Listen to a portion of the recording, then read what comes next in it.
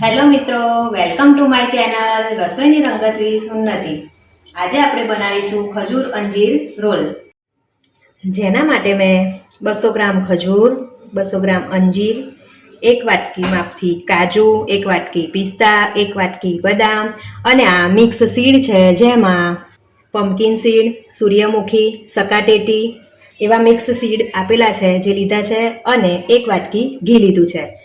તમે ડ્રાયફ્રૂટ્સને તમારી રીતે ઓછા કે વધારે લઈ શકો છો। આ સીડ્સ તમને દુકાન પર આસાનીથી મળી રહેશે। સૌપ્રથમ આપણે અંજીરના ટુકડા કરી લઈશું અને તેને બાફવા મૂકી દઈશું। એ બફાય છે ત્યાં સુધી આપણે કાજુ, પિસ્તા, બદામ બધાના મિક્સરમાં અધકચરા ગ્રાઇન્ડ કરી અને ઘીમાં શેકી લઈશું।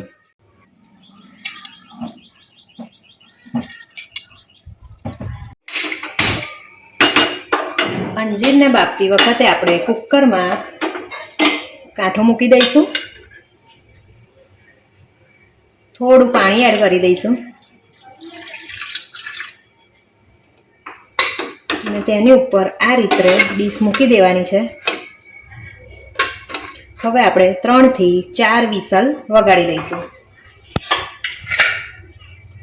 આપણી ખજૂર સોફ્ટ છે એટલે આપણે ખજૂરને બાફવાની જરૂર નથી, હાથથી દબાઈ જાય છે સરસ રીતે। હવે જે આપણે ડ્રાયફ્રૂટ્સ લીધા છે તેને આપણે મિક્સરમાં અધકચરા ગ્રાઇન્ડ કરી લઈશું।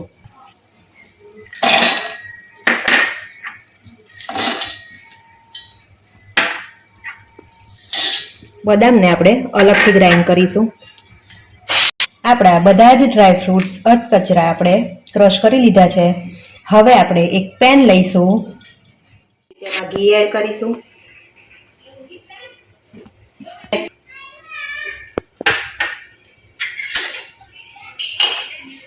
ઘી સરસ ગરમ થઈ જાય એટલે આપણે ધીમો ગેસ કરી બધા જ ડ્રાયફ્રૂટ્સને શેકી લઈશું।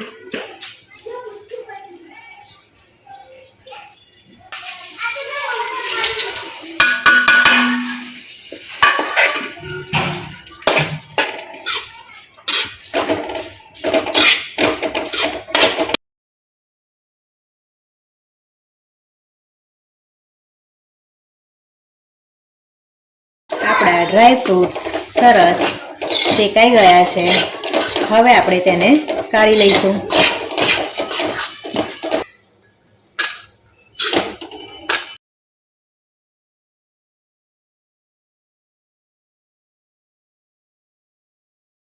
ચાર વિસલ થઈ ગયા છે। આપણા અંજીર સરસ રીતે બફાઈને રેડી થઈ ગયા છે। હવે આપણે જે ડ્રાયફ્રૂટ શેક્યા હતા તેમાં જ થોડું ઘી લઈ લઈશું,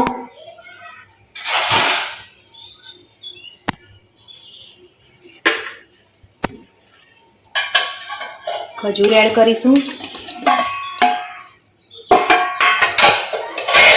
અને અંજીર એડ કરીશું।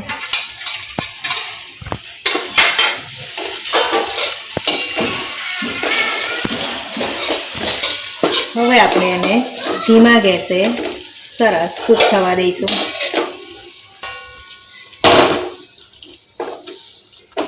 આપણે તેને આ રીતે મેશ કરતા રહીશું, જેથી કરીને અંજીર અને ખજૂર બંને સરસ રીતે મિક્સ થઈ જાય।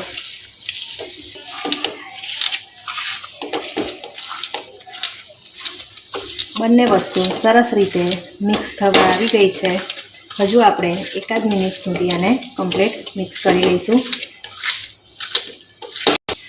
આપણે આ બધી જ વસ્તુ ધીમા ગેસ પર જ કરવાની છે। હવે આપણે આની અંદર બધા જ ડ્રાયફ્રૂટ્સ એડ કરી લઈશું।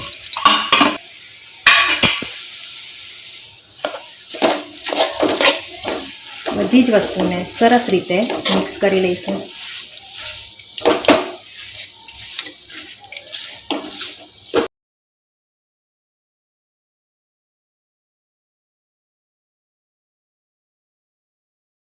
બધી જ વસ્તુ સરસ રીતે મિક્સ થઈ ગઈ છે।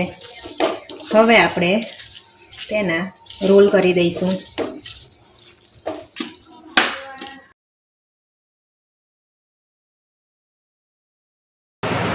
બે સરખા ભાગ કરી લઈશું. થોડુંક ઠંડુ થશે એટલે આપણે તેના રોલ કરી દઈશું.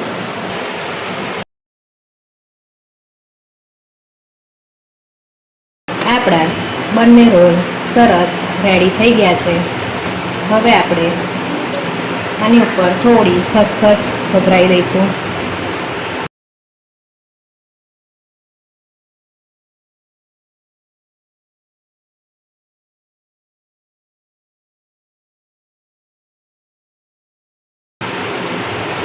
આપણે આને સેટ થવા માટે 5 મિનિટ ફ્રીઝરમાં રાખીશું. જોઈ શકો છો 5 મિનિટ થઈ ગઈ છે.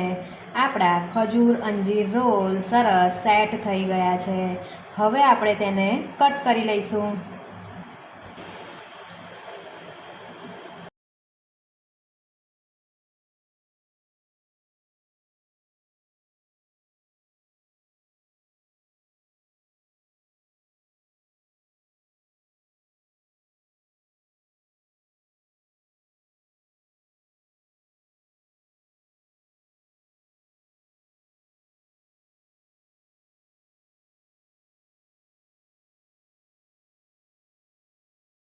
તમે જોઈ શકો છો આપણા બધા જ પીસ કટ થઈને રેડી થઈ ગયા છે.